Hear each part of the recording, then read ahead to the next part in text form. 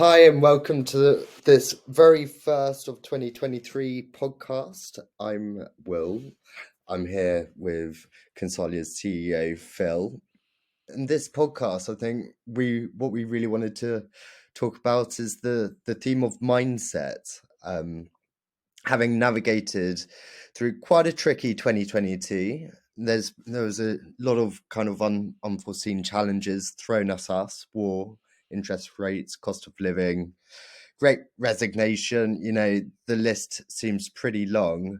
It feels like, I mean, at least for me, I don't know about you, Phil, but I feel like I need to take a bit of a intake of breath before we kind of get settled into 2023.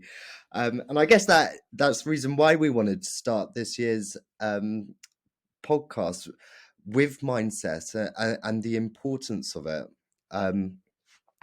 So we're going to aim to explore a few things. We're going to aim to explore what we mean by mindset. Why is it important? Phil has, it's been a subject I know you've been passionate about for decades. What can we learn from last year? And hopefully, we finish off with some useful tips and tricks about how we can prepare for 2023. That's great. Phil, is there anything that you would add to that? No, I mean, I think you're right. 2022 has been an extraordinary year in the context of fairly major unexpected incidents. And the moment you think you're coming out of the pandemic sort of crisis, you then have Russia invading Ukraine, and the effect that had on the global markets, the disruption to the supply chain. And it's, and we've kind of finished off now, perhaps the year with China now opening up, its borders more. And we're kind of bracing ourselves perhaps for the next wave of different COVID strains that may impact us. We're not quite sure what that means. But no, I think in all the time, sort of on a serious note, all the time that I've been working in my business career, which sort of started in the 1980s, I don't think I've ever experienced a year quite like the one that we had, and possibly Ukraine is the biggest disruptor, if you like, of thinking. So it's been incredible, and it's like being in a boxing rink, isn't it? And you have someone out there, let's say unknown factors, and you sort of get punched from one side, and then you get slammed from another, and then you're on the deck, and then you have to pick yourself up, and you're sort of wondering when the next punch is going to come. Is that how you feel at the moment? Are you feeling fresh, or do you feel like you've been through a boxing bag? I think that, part of me is, I mean, these are problems to be solved. And, we've had enough cataclysmic events that we've managed to navigate in the past. I think and so you sort of, it's another big challenge. I think that's how we're sort of viewing it.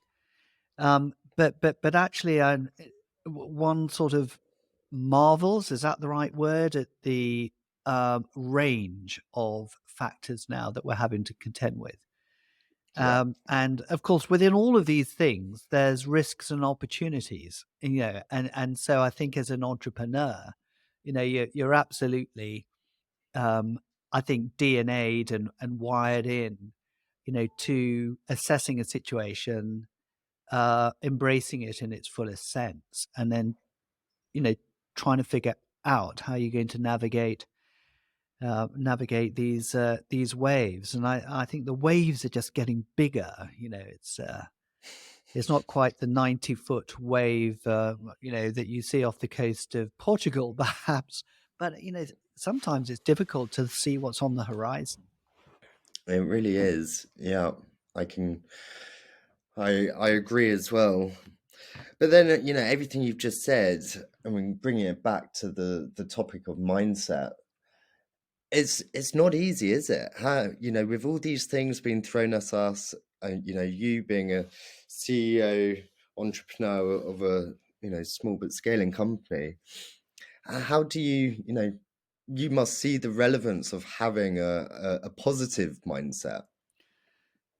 Yeah, and I think it's great to see that there's more and more recognition of this particular concept, in the market, and we're seeing that from some of the great work that Carol, Dweck has done around growth mindset, and we're seeing it from some of the articles that you get coming out of Harvard Business Review and McKinsey, and I'm sure there are many more than I've just kind of mentioned. But yeah, I think that for me, so much in life is about mindset, and it's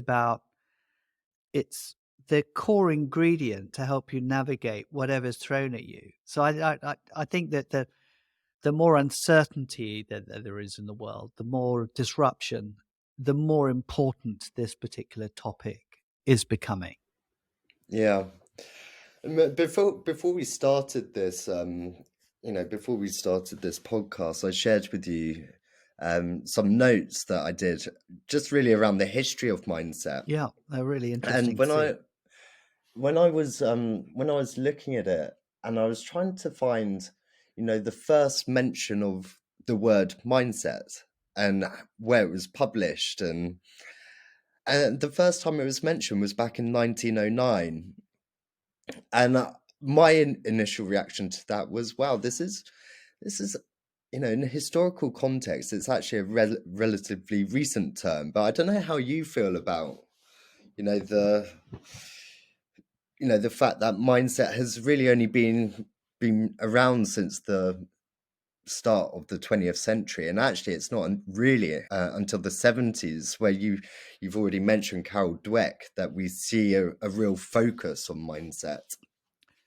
Yes, I think when I saw you sort of um, saw that you had done some further study on it. It's quite interesting, and yeah, that is very recent if you see that in the context of history, and and it would be very interesting to study this from the perspective of why was it in 1909 that this word was for the first time maybe coined or mentioned. And Mm. I'm not sure that I'm in the right place to kind of answer that question, but perhaps you have more information from your studies. How did it come about? Do you know? Well, it was mentioned in Cooley's paper, where he tried to um, attempts to understand what motivates man, and society, and how they can be more responsible for each other. And so it was within that context that mindset was mentioned. Um, but really, it didn't become a significant subject matter from my brief understanding until Carol Dweck. Um, you know, Carol Dweck really paved the way. For industry, it's not even industry, it's education, it's sports, it's work, it's kind of almost every part of human endeavor, was recognized how important mindset was. And Carol Dweck has been instrumental, and really it's about, she mentions the importance lies with how we think about our talent and abilities. And it is that train of thought that I think has led us into this kind of more modern era. Um, Yeah, I, I I think absolutely right. I mean, we see that so many of the research papers that our students actually producing, that they quite often refer to Carol Dweck and this growth mindset. And I think we need to recognize in what she's done there is its attitudes to attitudes to learning and self development. I mean, that's the one that she's really focused on. unless you have that right mindset, the way you start to problem solve and the way you start to deal with some of the disruption in the world is going to be challenged. So yeah, we owe a lot to Carol Dweck by sort of mainstreaming that particular concept, and it touches upon psychological safety. It touches upon sort of fixed versus open minds as well. So it's it was a great piece of work that she did. But there have been, many other very influential people who've written about it. I mean, one of the people that really, really inspired me when I was doing my research was Howard Gardner, where he wrote this book, Five Minds for the Future. And he started to make the link between mindset and values and belief systems. Yeah. And he also is operating in the educational space about what is it that we should teach people, to learn at school, and and uh, and that really, that really had quite a big effect on me in the sense of what do we need to teach salespeople, about mindset, and trying to codify it within the frame of selling, which Howard Gardner and Carol Dweck hadn't done. Yeah. It's interesting. I think even when we talk about mindset, it might be quite useful to really clarify what we mean by it. Because I remember the first time, I think it was in the master's program, where we were talking about mindset. My initial reaction to it was, well, you either really have a positive or a negative mindset within a given situation. And actually, I didn't understand truly the depth that one needs to go to really get the topic of mindset until now. So maybe you could talk about what we mean by mindset. Well, I think your first comment is right. I think that when you, and we've done this on quite a number of occasions. When you ask the question, what's more important? Is it mindset or skill set?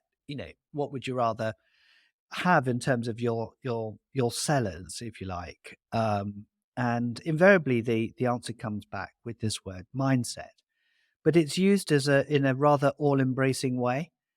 Um, so what exactly do you mean by mindset? And then then you start to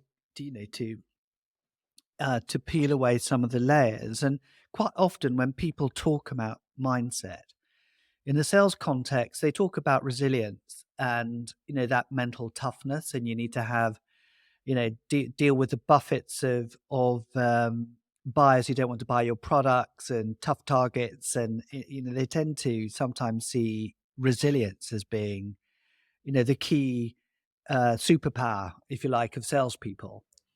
Yeah. But I think what we've done is we've taken this notion of mindset much deeper, and linked it back to values and belief systems, and and we've obviously got an enormous amount of customer data on what they look for as well, and so I think it's too easy just to use that word in an all-encompassing, we've got to have people with the right mindset. We need to know specifically what are the mindsets that are actually going to drive sales performance, and really understand the interconnectivity between mindsets and behaviors.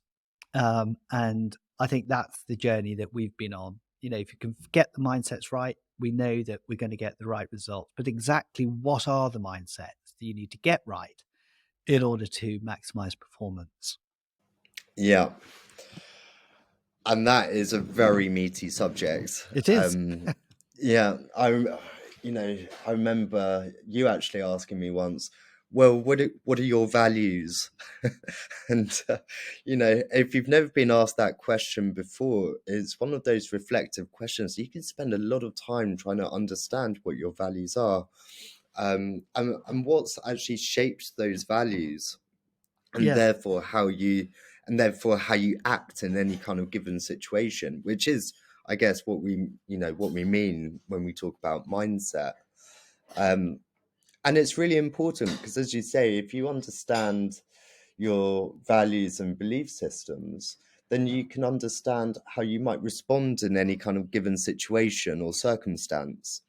You're absolutely right. I think it helps you better predict how you are going to perform in any given situation. If you understand what are the underpinning mindsets that drive the way you do things. Yeah. And so much of that is linked back to values and beliefs. And this is the work that Howard Gardner did so well. He connected the word mindset to values and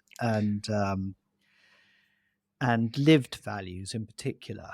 Like you said earlier, when you ask people the question, what are your values, you often get some sort of glib answer and people haven't really thought about it. But the process that you need to go through to really understand what those are, in both in a personal, I think, and a work context, is Yeah. I think really important. And a lot of it is going through a process of defining what makes you you and digging deep on that topic. I mean, I've always, taken it when I go through kind of Gibbs reflective cycle and things like that, and I try and make meaning out of experiences in order to make sense of what I'm doing. I think that is, for me, that's where kind of how mindset is formed. Does it, you try and, let me just put it a different way. So throughout your life, both in a work and a personal context, everyone experiences different things. Everyone is unique in the kind of experiences that they have. They drive meaning from those experiences that they've had over time, which then feeds into their values and belief systems that then will feed into how they respond to certain circumstances, etc., which then ultimately will drive behavior, and that can encapsulate mindset. Does Yeah. that? Yeah. Yeah. So It starts off by doing, doesn't it? Is you kind of take it all right the way back to the very first steps, in life, and try and derive meaning for every action you take. I mean, that's certainly probably the most accurate way of figuring out what they are, by going to those pivotal moments in your life and then looking at what happened and the consequences of what happened and how you felt at the time and all the things you described that you would go through using the Gibbs reflective cycle.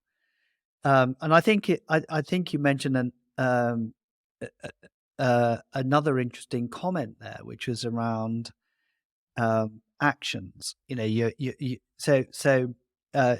Where are we born with the values that we have? No, And this that's is a really good question. So I'd love it if someone could, could share maybe some papers on this. But from the way I understand mindset, you are not born with values. yeah, that's right. Your values are Yeah. developed through your own Yeah. experience. That's And the environment in which your own experiences, the environment in which you live, and absolutely right. And I think that there are two really interesting dimensions to this. Sometimes people confuse personality with mindset and values and beliefs, and the two are quite different. Personality is often something that is innate, and probably if we take young children, you see different personalities emerging from a very young age, and I'm sure you've got personal experience of this through your own of course. situation. And actually, if you were to look at that person 20 years later, you are going to see that those personality traits. So in your situation, I'm sure you're going to find that Francis is going to be one of the great singers. He's going to be in a band and he's going to be out there dancing his way through life. We shall see. We shall see. Yeah, but Yeah. but but personality, I do believe, is something that is very early sort of developed, and I don't think personality gets to change much throughout life. But values, yes, we are not born with values. They come as a consequence of our family, our upbringing, and the good news about values, I think, is the fact you can change them. You can, you can switch, and you can see this. I mean, let's take an extreme example of a religious experience. You can see situations where people who have not been believers, in a God, completely flipping within a short moment, and Mm, adopting a whole set of other values and beliefs based on that pivotal moment. Um, uh, and I think that's the very positive thing about development and how we develop as people, is that if we can codify, the values and systems we want to sell, or we want to lead salespeople or be as a person, if we really give that deep thought, then there's every reason to believe that we can actually then start to work on what it takes to deliver that in action and behavior. yeah. But in the early stages, we're not consciously thinking of it. And so we're, like you say, we go through these pivotal moments in life and you sort of reflect on them and you use that to understand the person you are, which is, I think, where Yeah. the starting point is. You really do need to understand the process of how values and belief systems are developed before you can then start to change them. And yeah. I mean, if we take go back to Dweck. I know I keep referencing Yeah. Dweck. Um, but there was something that really stood out for me there as well, because there's, you gain your mindset through your experience, but there could be external factors, like you I think you mentioned it, your environment, that can also have an effect on mindset to you as an individual. And I'm just thinking now in the context of work, and I think we've all experienced good and bad bosses through our careers and things like that, and the importance of understanding praise and labeling, for Mm. example. So a boss might say to you at one point, "You're really bad at this," Yeah. and now your mindset might think, "Okay, I'm just really bad at that. I'm not going to try it. Yeah. I'm going to write off putting myself in that sort of situation again, because once 10 years ago a boss told me that I was really bad at it." Um, Yeah. or or labeling, saying, for example, she uses this example in education. In a class, she told a student, "You're really smart." Yeah. Now, that leads to a mindset that can put an undue pressure Yeah. Yeah. on a student, because if they don't understand something, then they assume they're stupid. Yeah.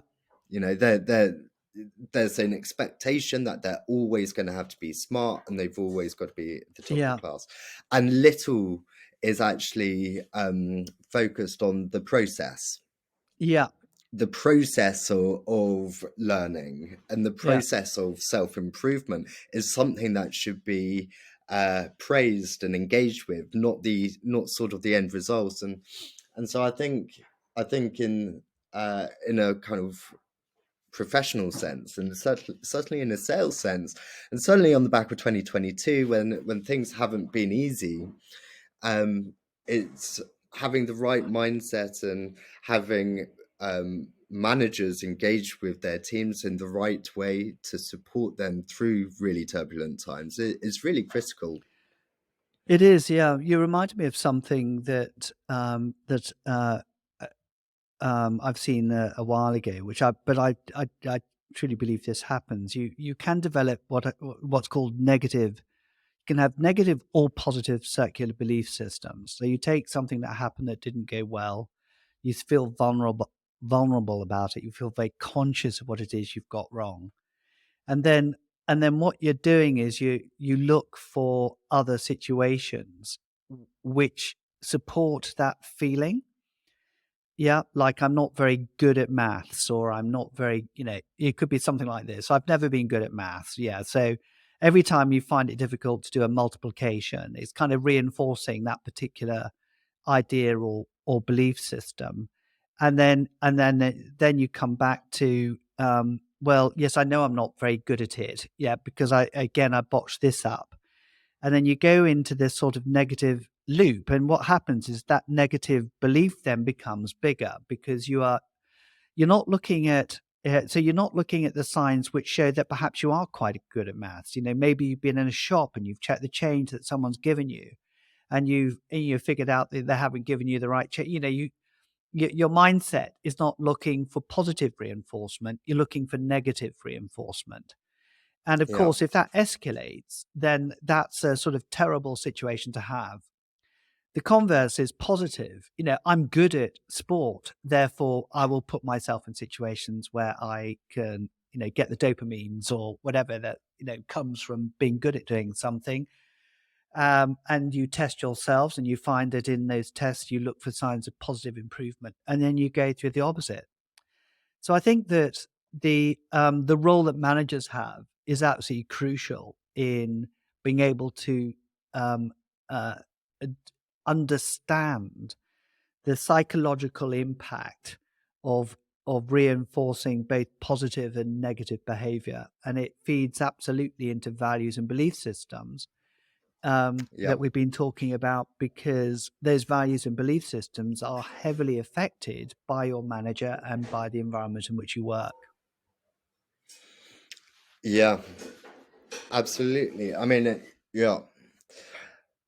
Ultimately, if what governs behavior is a set of predetermined values and beliefs, it is really important Yeah. that the way you're managed, the way that you as an individual can be self-aware of, where and how you're operating in, it's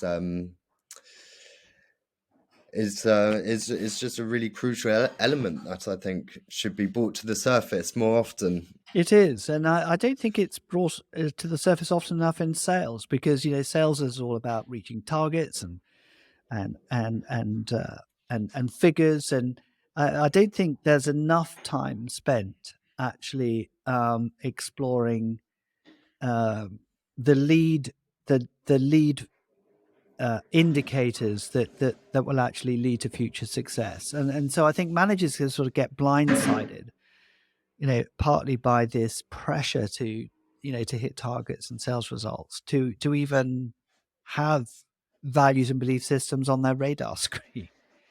Yet it's such an important indicator of action, is understanding what those values and beliefs are.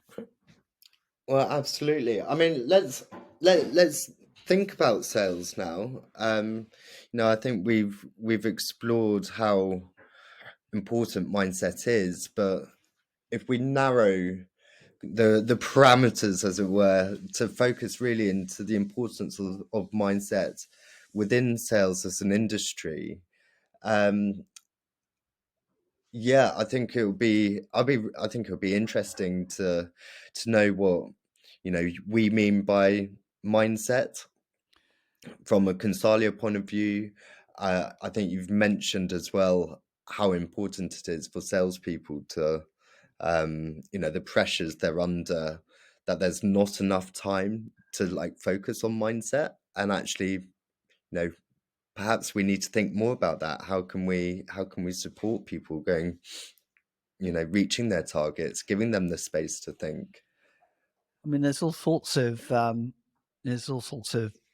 questions you've asked in there, Why don't we take a step back? Let's focus on, why is mindset important for salespeople in particular? because it's important to customers. Okay. That's that's it. customers, when customers buy from someone, they are looking for the underpinning values and belief systems that those salespeople have, and that's the and they know what sort of mindsets that they look for. In fact, they recruit salespeople according to a set of mindsets which they know will help them achieve what they need to do inside their own organizations. So for me, so many of these, the answers is not driven, by the salesperson necessarily or by the manager. It's actually, it starts with the customer. And I think that's the area of research that we've, spent so much time trying to define from a customer angle. What are those core mindsets, values, belief systems that drive success? And I know that this was the basis of your doctorate research about what customers are looking for. Yeah. For any new listeners, I'm sure we have many that already know what these are, but for any new listeners, could you briefly describe what the mindsets customers are looking for are? So the four key mindsets were, first of all, authenticity. And this is around, believing that the person that is selling to them across the desk is being authentic in what they do.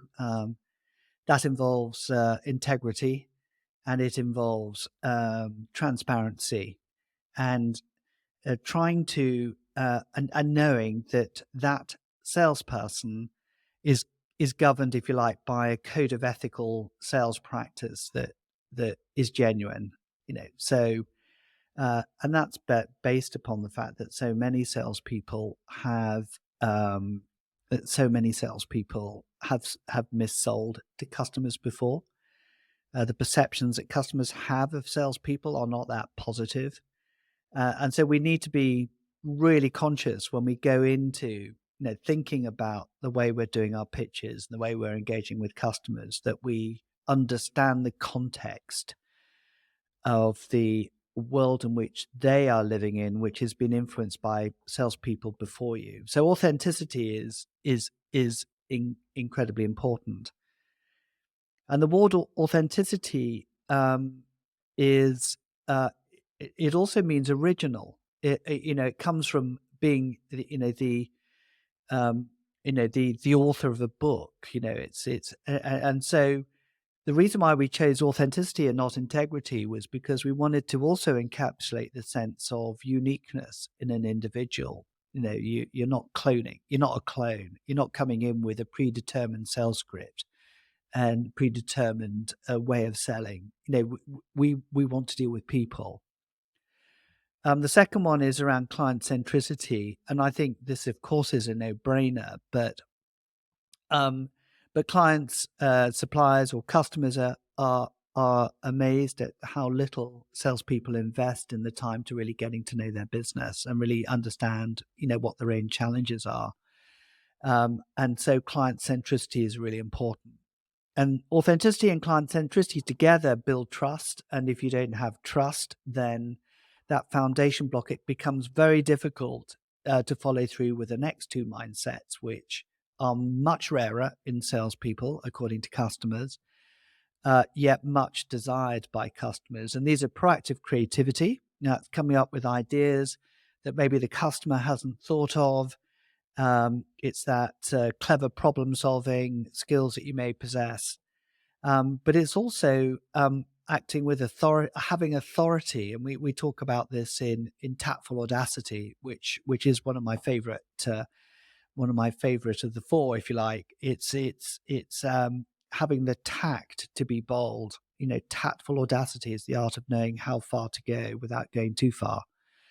And customers want this. They want to be challenged. They want some edginess in the relationship, because it's in the edginess of a relationship that you start to see what people's passions are and what they really believe is important. So these are the four, in a very quick summary of the four. No, that's great. And so I just at the start of 2022, around February, we developed a survey tool, the Sales Mindset Survey tool, and I thought it would be a good point to share what these results are with you. Yeah. So in total, so we launched it in February. We took the results in December, and around 288 people did the survey, and these are salespeople from some of the world's largest organizations, as well as individual sales people from very small organizations. So it's a very broad range of respondees.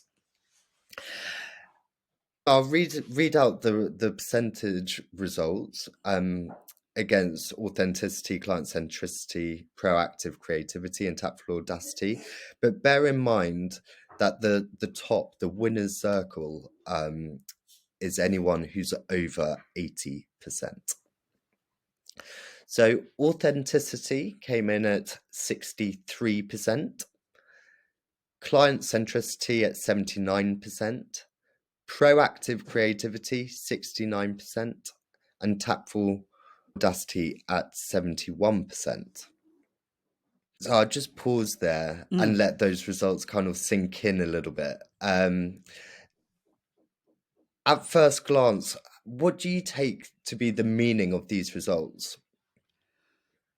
Well, in some ways, I was quite encouraged by that perception, that self-perception, that if you took the average, we're not in the winner's circle. So there's a kind of recognition that there's work to be done, and the one area that surprises me is the lowest area, which is around authenticity. I can't quite make out yet why that figure is where it is. And I can only think that it's because salespeople, when they complete this survey, are kind of thinking that they are perhaps using some form of limited, some form of manipulation.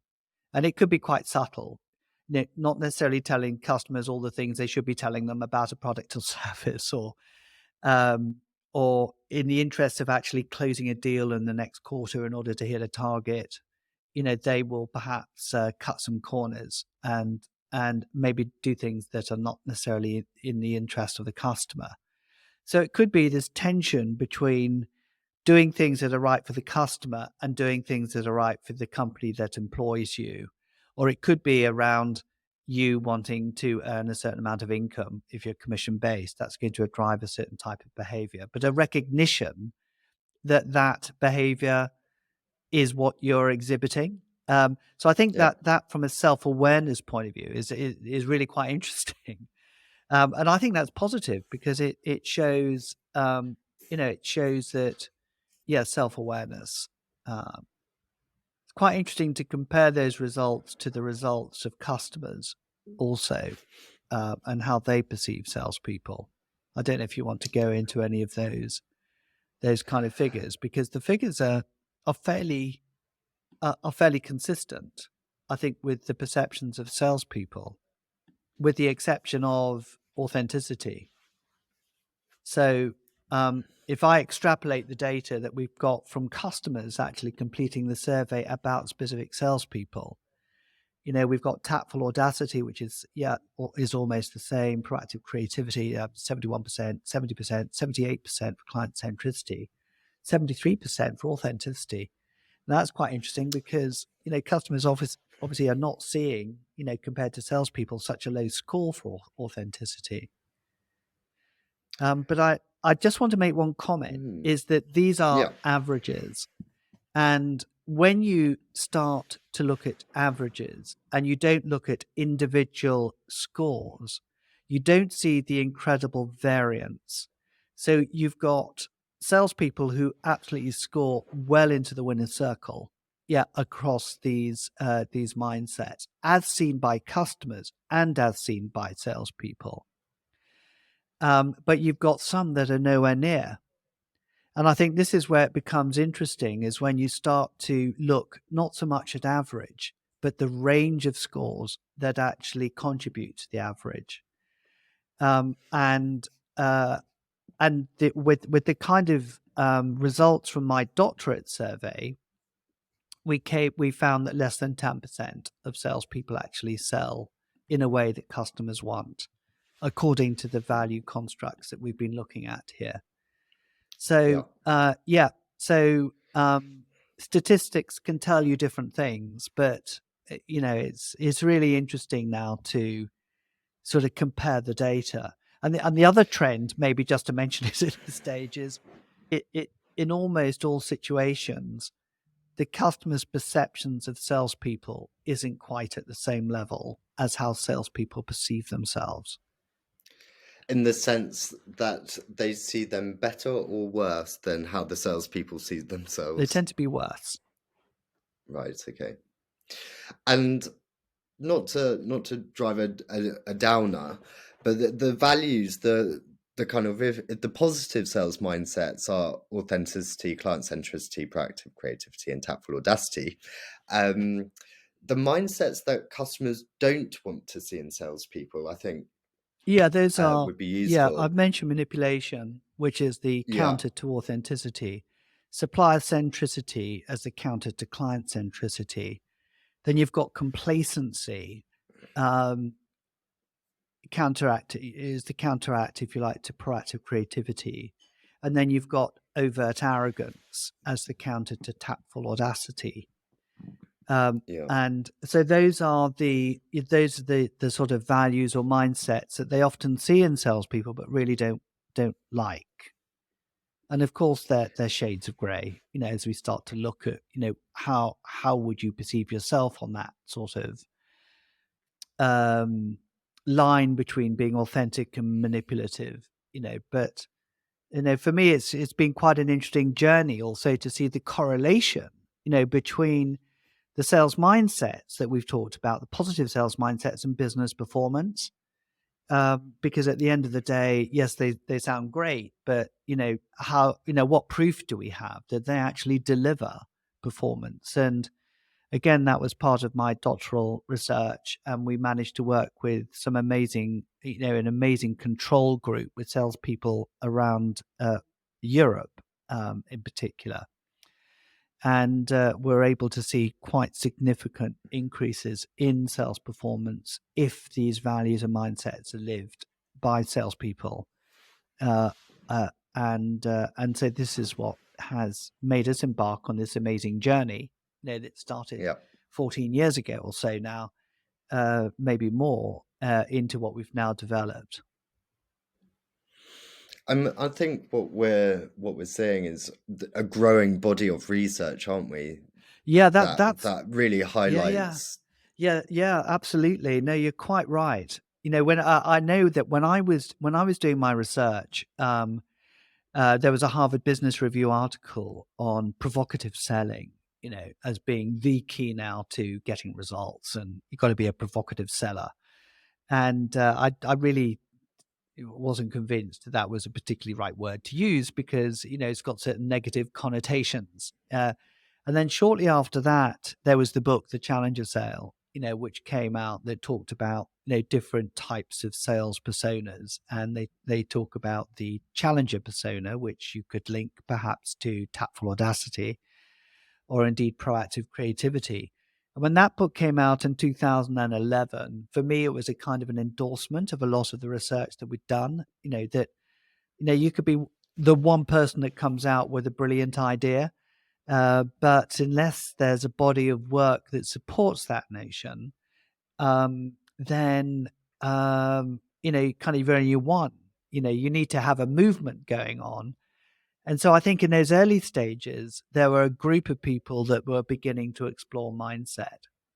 And and actually, rather than seeing the Challenger Sale as a competitor, if you like, to what we were doing here at Consalia, I saw them as a partner. And indeed, we've worked together across Asia on many interesting projects with the Challenge Group as well. So Yeah, but more recently, I think we're seeing more evidence that this mindset is coming into the lexicon of the business practice. Well, absolutely, and I think you'll be pleased to know I did scan through the latest Harvard Business Review, and there's an article in there around the importance of values and values alignment. So gone is the kind of the article you read when you were doing your research. And now it seems to be around aligning values, individual values with strategic values, and there's a growing body of evidence that this leads to higher job satisfaction, lower turnover, better teamwork, better communication, productivity, and interestingly, diversity, inclusion, and equity in businesses as well. So I think that I think maybe you were just before your time, Phil. And actually, now people are recognizing how crucial mindset Yeah, is, but how crucial values are, and you have to go deep with this subject. Um, but but but the benefits to organizations can be really quite massive. Yeah, significant. no. Yeah. I think companies have always, well, quite often had, charts on the wall that talk about, what the key values are of the business. But I think that has been treated with a huge amount of cynicism also internally. So I think it's important to differentiate the concept between values and lived values. And I think this Mm, is where the authenticity, is to what extent are we paying lip service to something? It's simply a charter on the wall of an office or something that you really believe in. And I think that we've really got to go into those core belief systems that we've talked about earlier to yeah. really crack, we really got to crack that code. And that's not easy to do because that often implies a sort of cultural shift, and we know how difficult it is to change culture. It's a massive thing. But yeah, no, that's great to see. When you've got people like Columbia Business School and Harvard and these other organizations now openly talking about it and sort of coming up with their own methods of codification, that's all, I think, helping fuel an environment that this now is becoming mainstream. And I just want to mention, in the context of sales research and where the predominant academic research has been, it's not been with values, it's been with behavior.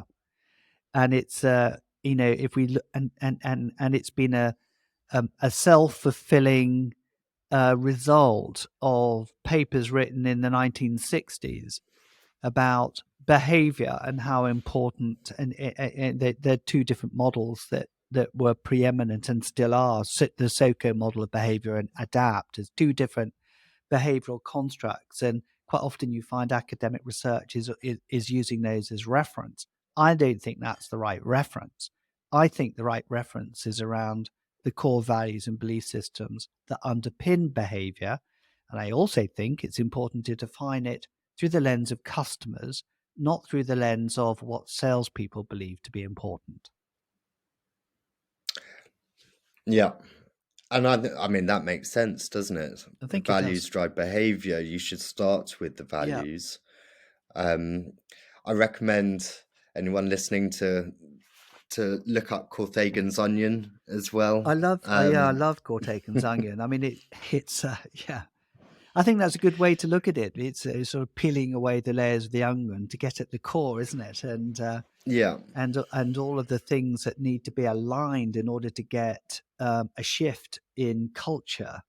It's about the core. It's about the mission, identity. It's about values and beliefs, behaviors, and how Mm, they link with the environmental environment. If there's any one of those out of sync, then you've got a yeah. mismatch, and that's a great work of Cortagan. And I also totally agree with the point you mentioned about start with your customer.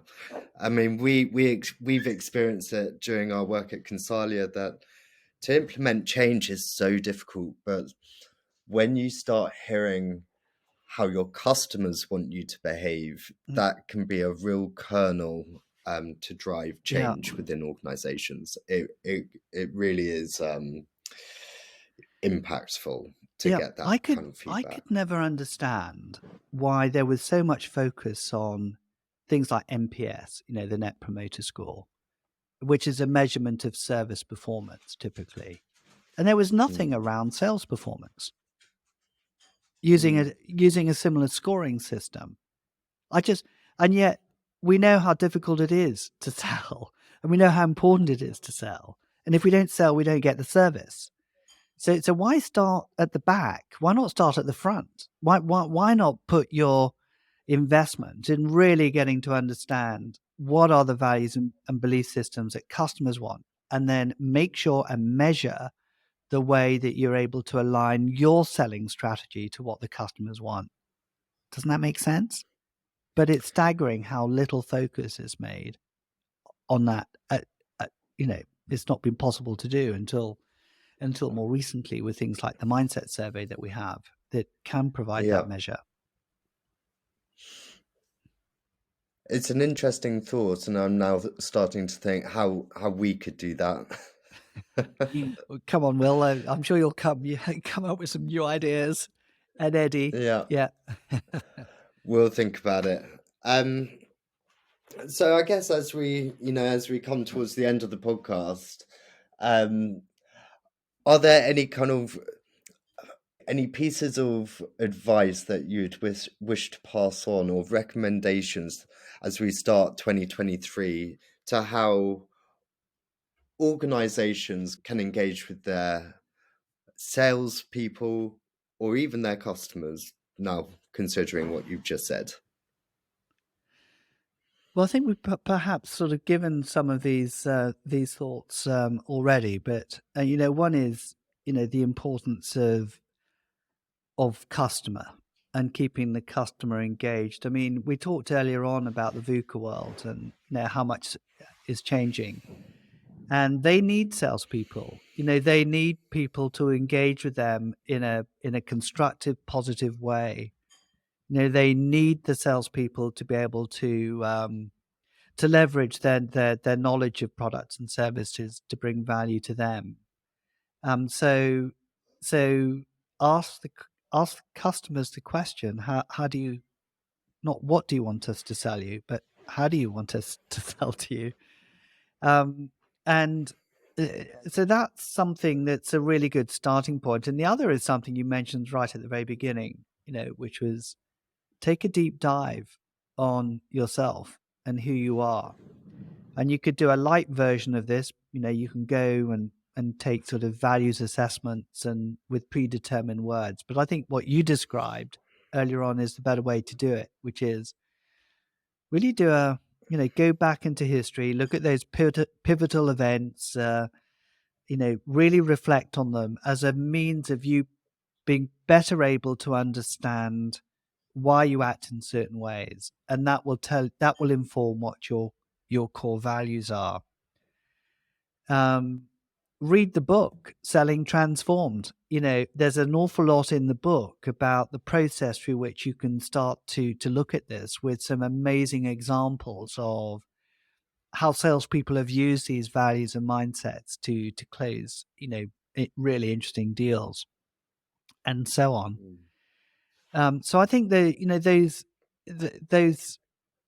key things, I think, will be a great place to start, and relatively inexpensive, place to start.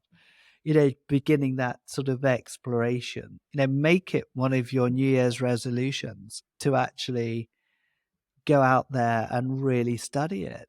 And I think you'll find, going back to core taking, the more layers of the onion you unpeel, you're going to learn new things about yourself that perhaps you hadn't discovered before. And that can't be a bad thing.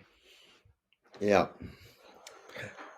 And I think going back to the importance of mindset, and as we start 2023, the thing that I reflect on a lot is being comfortable within the unknown, Yeah. shifting your mindset from having to be in control, from having to know everything, to challenging that, to things are shifting so much. It's about how you can learn, how you can stay on top of things, how can you how can you continuously adapt and change and learn during your role. And I think those are qualities that will actually stand me in good stead for Yeah, 2023. I think it's Um, I mean that is. I love the book The Ambiguity Advantage, written by David Wilkinson, where he talks about the new fourth mode of generative leadership that's required, and he talks about ambiguity and embracing this discomfort of not knowing relates 100% to what he had researched, and also sort of recognizing that necessarily you don't have all the answers, but through collaboration and working with other people, you're going to more likely sort of coming up with different solutions. So yeah, I think that this and again it comes back to Carol Dweck, doesn't it, and the growth mindset and the way in which you look at the world at large and seek to better understand how to cope within this new world. So I think I take it's a great term, and I can relate that to that.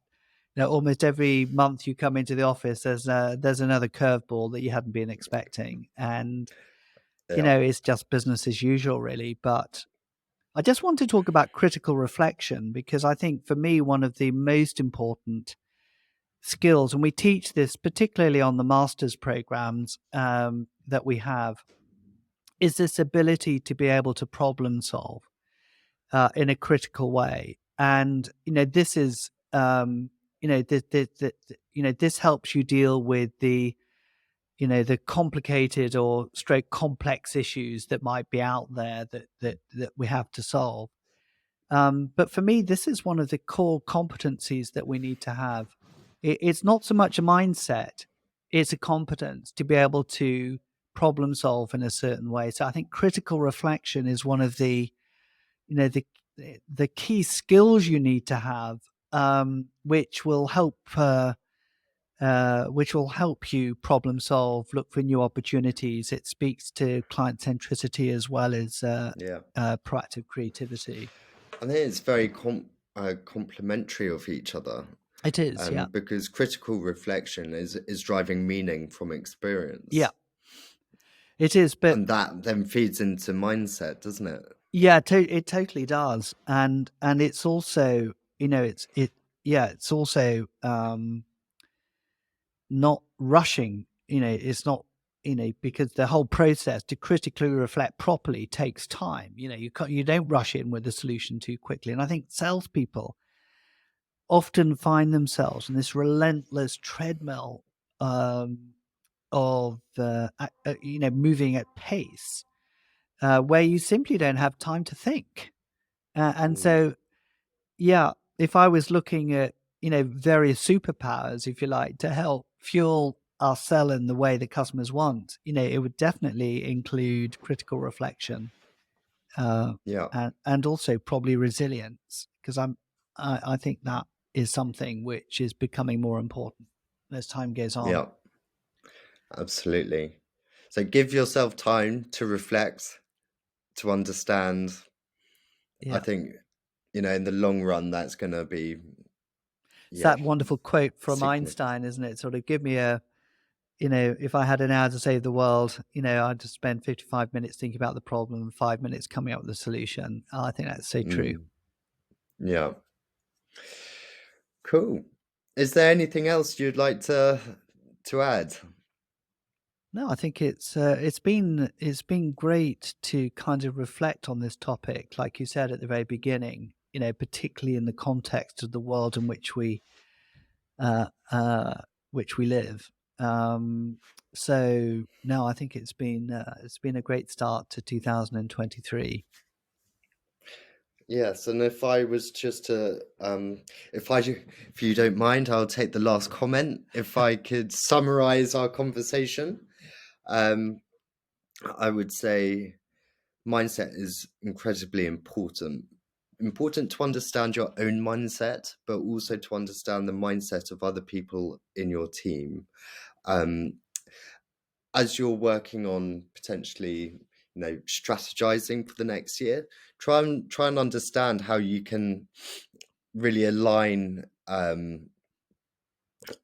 those key values to that strategy you might be working on, as it should resonate with those people in your team. So again, being aware and aligning mindsets to strategic goals, I think, is really, really important. And then assess for the mindsets, which I think we dropped a couple of plugs in there for our sales mindset survey, but you can visit it at consalia.com. It's on the top right hand side of the page, and it doesn't take longer than 10 minutes to do it. And we would love to see, this time next year, a progress in the sales mindset results that we collect. Thank you, Will. It's been great talking to you. And you, thanks, Phil. Thank you.